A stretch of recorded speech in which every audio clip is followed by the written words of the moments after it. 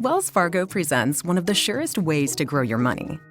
A Wells Fargo CD account, where you can earn a 5.00% annual percentage yield on an 11-month term with a minimum opening deposit of $5,000. Visit a Wells Fargo branch or wellsfargo.com/CD rates to open a CD account and start growing your savings with us. Wells Fargo Bank, N.A., member FDIC. Much so, we're ready for the lay-ins in the morning. Victoria, it is so lovely to see you again. And as the very first returning guest for Real Menopause Talk, because I'm deeply excited to hear about where you've got to, and of course, the release of your beautiful book that if anyone follows you on Instagram will already know about. And if anyone follows me on Instagram, I hope they already know about it as well. My Menopause, My Journal, My Rules. It is a masterpiece. So we will get into that and how it came to be. But first of all, in case any of the listeners missed your debut on the pod, would you like to catch them up with who you are and whereabouts you are in terms of menopause, how it came to be? Of course. Well, thank you for having me back. It's very exciting. I've been looking forward to this so much. So yeah, I'm Victoria Hardy, also known as Ginge Unhinged, fondly just called Ginge. And I am in surgical menopause and I have been since the age of 33. So I am a content creator, an author now, which is weird to say, and just really raising the voice around all types of menopause, but particularly those in surgical menopause, medical menopause, and with premature ovarian insufficiency. So those of us a little bit younger going through it that don't always get a voice in the conversation. So yeah, I went into a medical menopause before my hysterectomy. I was put on a drug for 6 months to kind of tidy things up. And then I had a hysterectomy where they removed everything, including my remaining ovary. I'd already had one taken before. And of course, that pushed me straight into a surgical menopause. And that was following kind of endometriosis, adenomyosis, and I was at risk of 3 cancers. So it was an operation that definitely had to happen because I'd been in decades of pain and 18 operations and I was tired. I was ready for it to happen. What I wasn't ready for was the aftermath. And of course, that has led me to now talking about it and raising awareness because it's still not that talked about around hysterectomies. Very much so. And I've even had the question from a lot of people, why would you have a hysterectomy? And of course, there are myriad of reasons. Yeah. So raising as much awareness as possible is crucial, and you're doing a fantastic job of that. Last time we spoke, you were expecting or awaiting an estrogen implant, which had already been delayed. We'd had months and months of shortages in the UK of HRT in its other forms, and this was the one that was going to help you. And then even in our emails and various exchanges after recording, you had further wait. So what happened next and how are you doing now?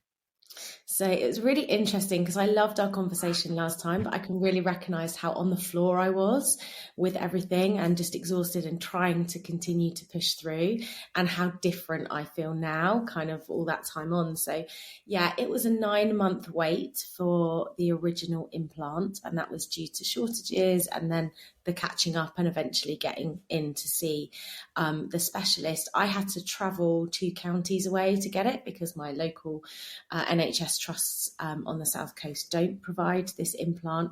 And for me, it was a real necessity because I don't absorb other estrogen. So it was like the last chance for me to kind of feel like me again, I guess. So yeah, I ended up having the implant in September. It was a very quick and easy procedure after waiting so long, about 10 minutes.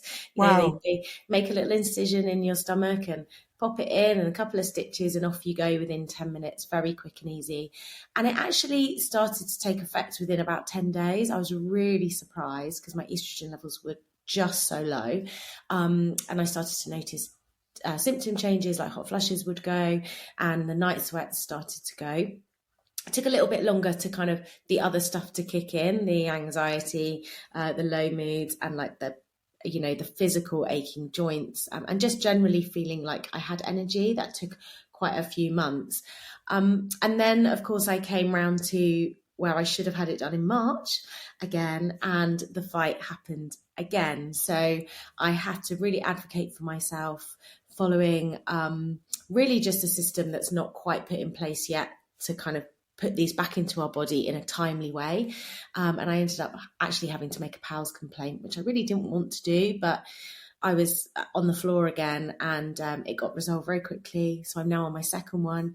And yeah, I feel really, really great. I've seen such a huge difference. Not perfect, of course. And a lot of that is lifestyle. So getting out of routine. It's been a long time.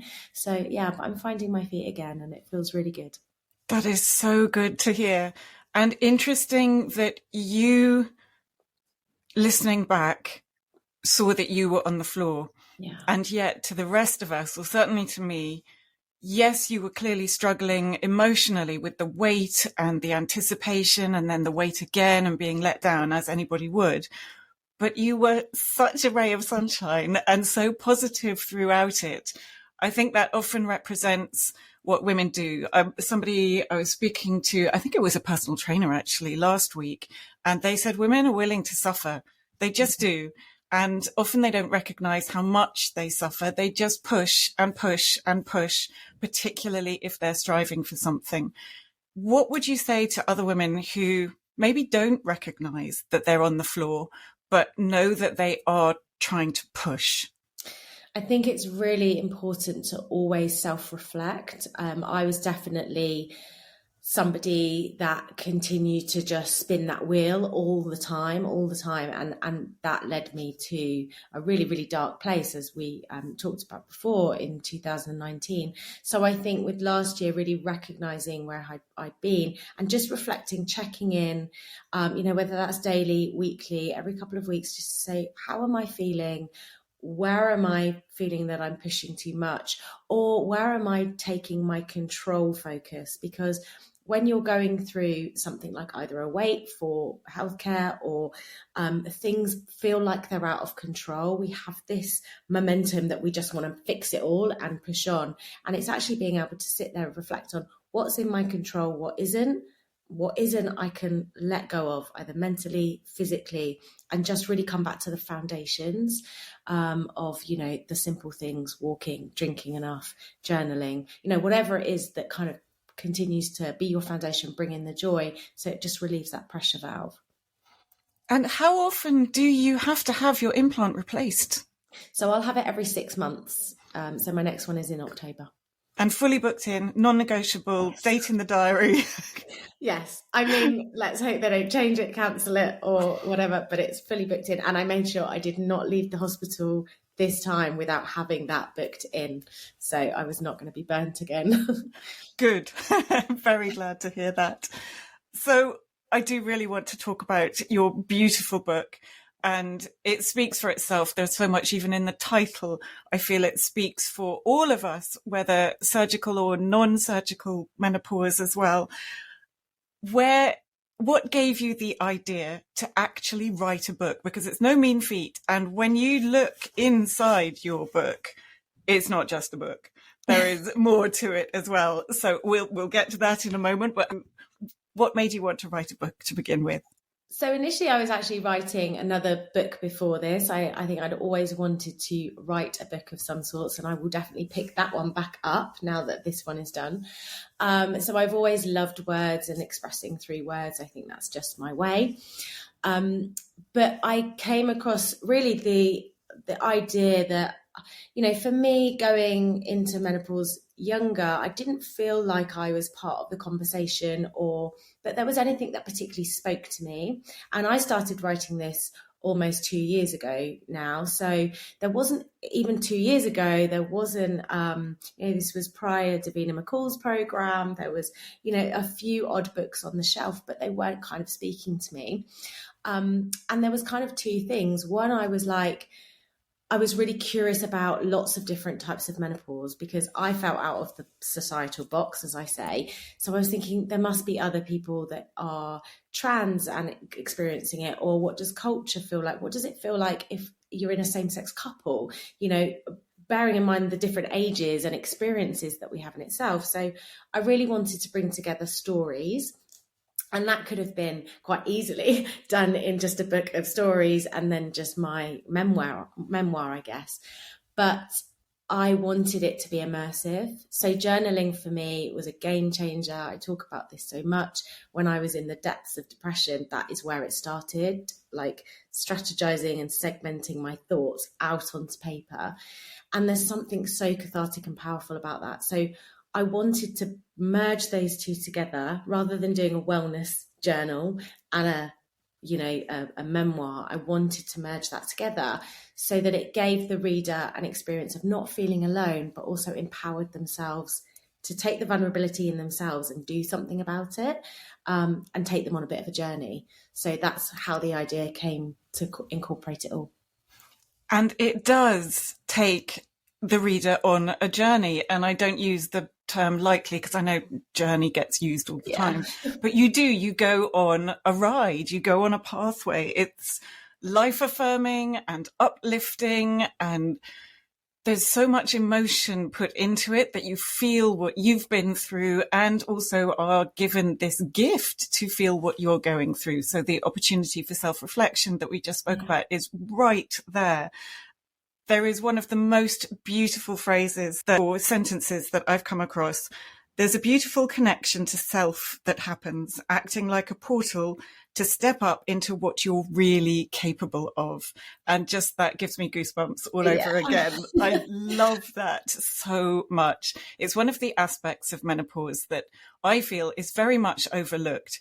And if you're not in it, understanding it is a bit of a challenge. But it's often related to perimenopause and the transformation that perimenopause is afforded and labelled as. You didn't have that luxury. You went from premenopausal to menopausal overnight, literally. So can you talk about the transformation, the connection to self for you? So for me, I think it was riding all of the symptoms, all of the mental side of things, not feeling included or that I had a voice, or that I had a place, just feeling very, very lost. At first, of course, that was all very much at first and over the first couple of years after my hysterectomy.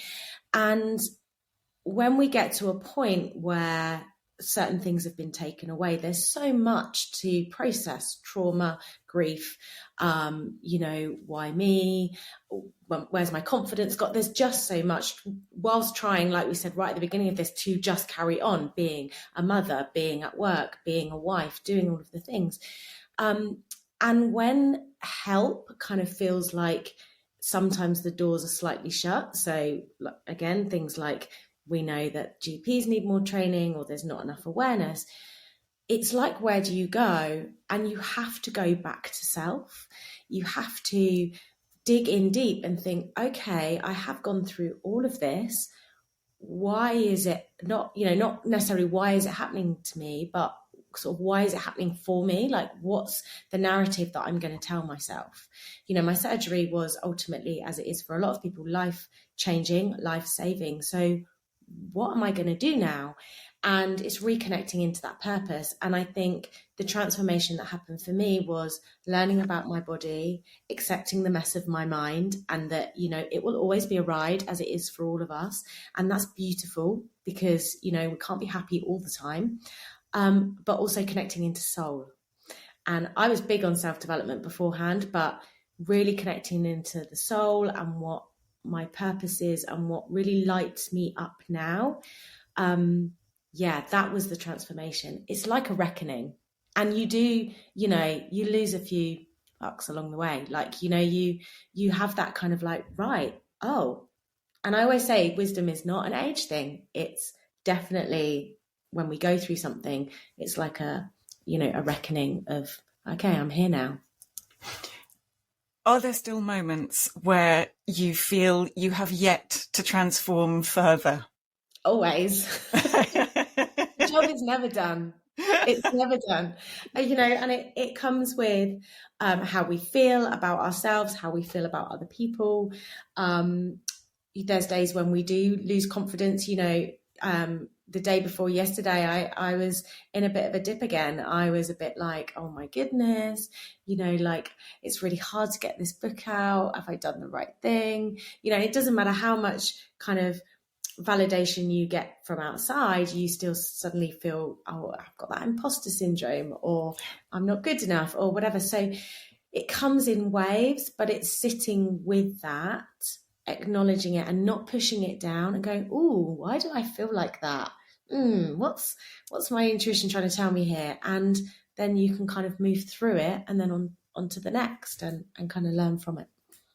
I love the way that your book helps people do that as well with the styling. It is so entertaining just flipping through it before you even get to the stories and to all the nuggets that you give, the font changes and the illustrations, the patterns, everything has been so carefully thought out. How did you begin to put that together? So, well, of course, it started with the words and that started from notes and then formulating that through. And I self-published this book. I went to publishers and I got great feedback for the idea of it. But I was not celebrity enough, unfortunately, which is kind of fine. I get it. They're publishers. They're there to make a lot of money. And I remember thinking, I'm not going to wait for the yes. One, because this needs to be out there and it's a message that needs to be out there, whether it sells 3 copies or 300,000 copies, like somebody I believe will be helped from this book. But what that did was it put kind of the power back in my hands as to design it exactly how I wanted to design it, to put the words in there that I wanted, to illustrate it myself, to pick the title, to choose the cover, like every single page in that book I have gone through with a fine-tooth comb with the help of a printing and a designer, because they format stuff for you, which they're amazing. Shout out to Davina, because she was just incredible with working with me. I was very needy. But we went through it with a fine-tooth comb, with just thinking about how would this make people feel? How can we make this feel different and not boring? I'm not saying other books boring, but just keep the reader engaged and also have the beauty of it, but also that they want to scribble in it and want to feel like a journal and rip out the pages and make it messy. So yeah, and actually I wasn't going to illustrate it, but one of my friends was like, you have to. And that was the most nerve-wracking thing, actually, because I don't really put my drawings out there.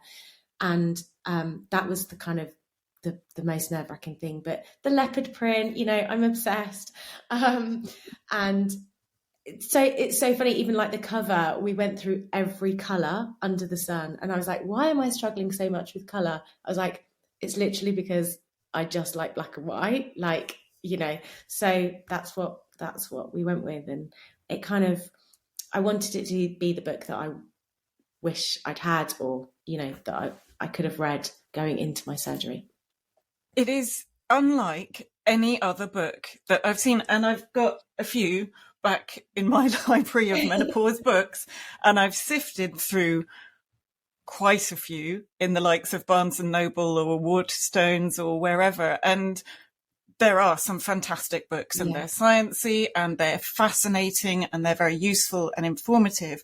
But this goes beyond that, and maybe it isn't sciencey, but after reading a number of sciencey books, it is nice to have the option to read something that is more entertaining and still really informative, and that you can connect with. I think that's the magic of it. It is truly unique. So you've achieved all of that. And I mean, I can't speak of it highly enough. I absolutely love it and want everybody to have it. Me too. So what are your next plans? So my next plans really are continue to write, because I think it's important to keep that flow going, and I will definitely pick up where I left off before this, with kind of doing something a little bit different, still with that connection and that, you know, talking about things that make us beautifully human, because that's kind of what I'm about. But yeah, it's really just about trying to get this out to as many people as possible, talking about it, sharing, donating it to hospitals, just doing as much as I can to help people in this way. And who knows? I hope that it just reaches and helps as many people as possible. But the writing will continue, and that's what lights me up. So. Very glad to hear that.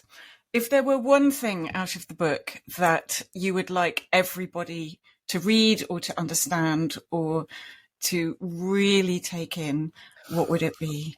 Oh my goodness, I know that's such there's a so hard much. question, because there's like 12 rules in there. Oh wow, one thing. Okay, I'm gonna have to go with, can I choose a section? Yes, So yes, you can. I Because would also, I would have to go with the section around finding what your soul needs, because I think it's quite easy for some of us to connect in with our bodies. Like, do we ache? Do we hurt? Are we hot? Like, is our sex drive low? Like, and that's all covered. And also mentally, we know there's a lot out there, and that's talked about a lot. I think going deeper to that inner layer, and we talked about it, going back to self and really feeling into that, it kind of helps you advocate, feel stronger, understand your power and what empowerment really feels like. And that kind of has a knock-on effect to everything. So that's kind of, that would be for me the favourite one. really important message of menopause, that it's not all bad, that it's, there is this fierceness that comes with it. I think that is so important as well, because there has been a lot of fear-mongering and scaremongering.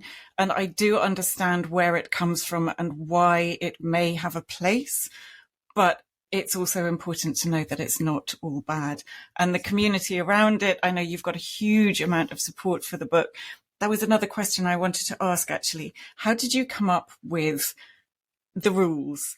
And as far as I was reading the title, it's yours, Victoria's Menopause Journal and Rules, but also it's the reader's Menopause Journal and Rules as well. Yeah, absolutely. Where did that stem from?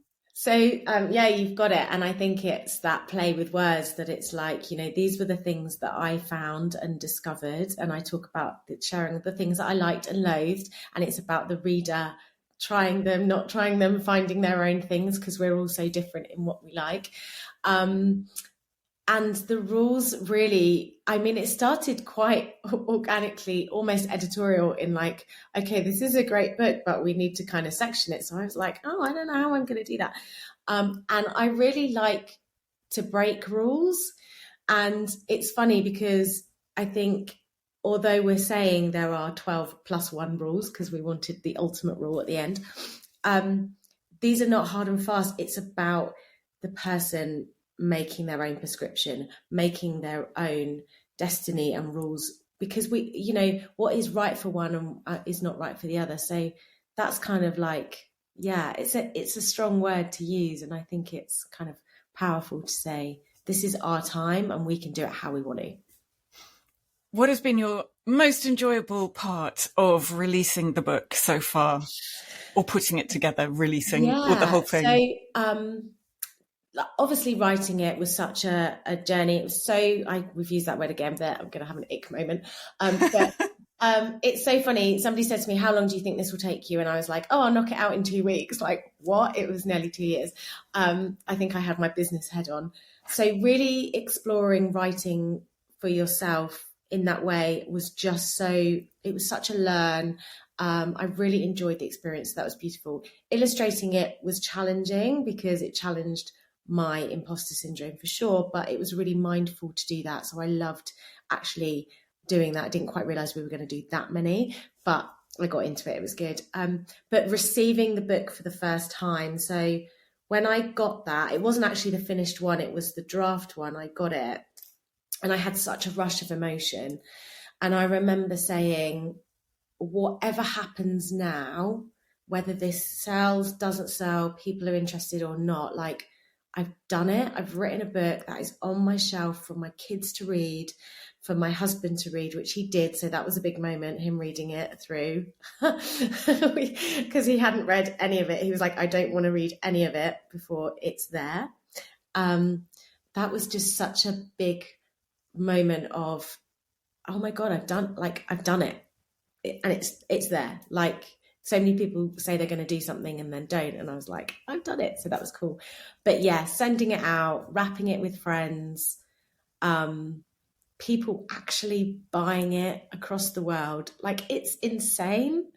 So every time one was put in the box, I was like, this is going off, and just so much love into it. So yeah. And the feedback's been amazing. Like, honestly, I'm like, what was your husband's feedback, first of all?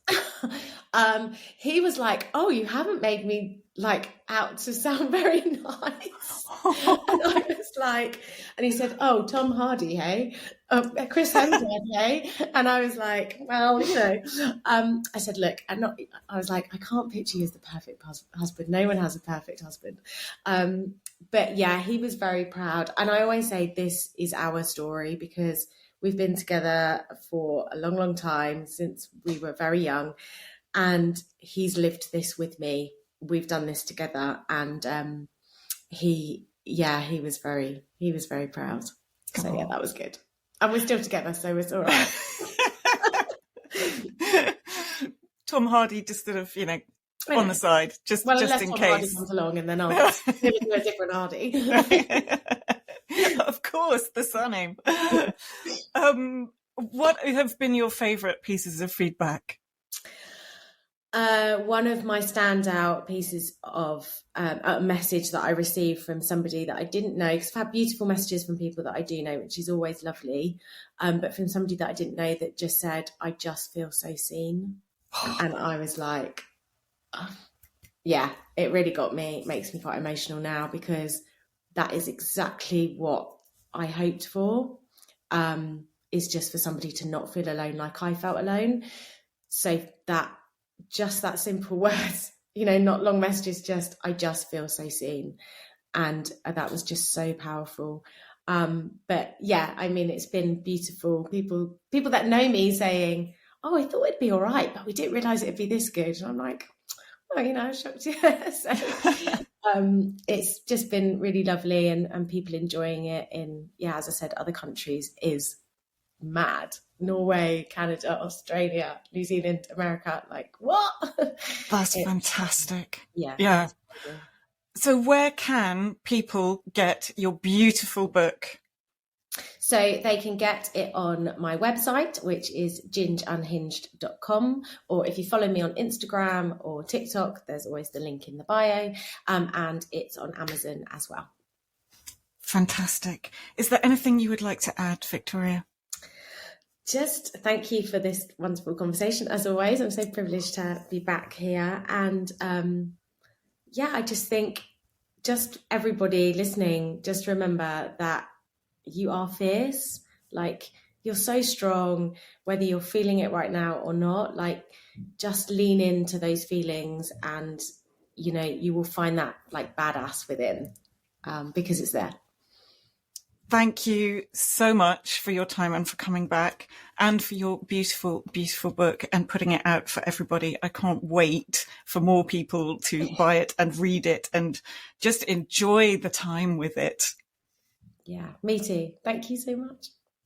Looking for a new career? Welcome to Do HVAC Training Service Center in North Charleston. Enroll today in our comprehensive HVAC training hands-on field experience-based program, covering troubleshooting, maintenance, installation, and more on various HVAC systems and ductwork. We offer EPA and NAEP preparation and testing, along with various certifications. Enjoy payment options. Take advantage of their November specials. Achieve certification in under 5 months. Enroll now for your new journey of skill development and career advancement. Log on to DEWHVACtrainingsc.com to inquire.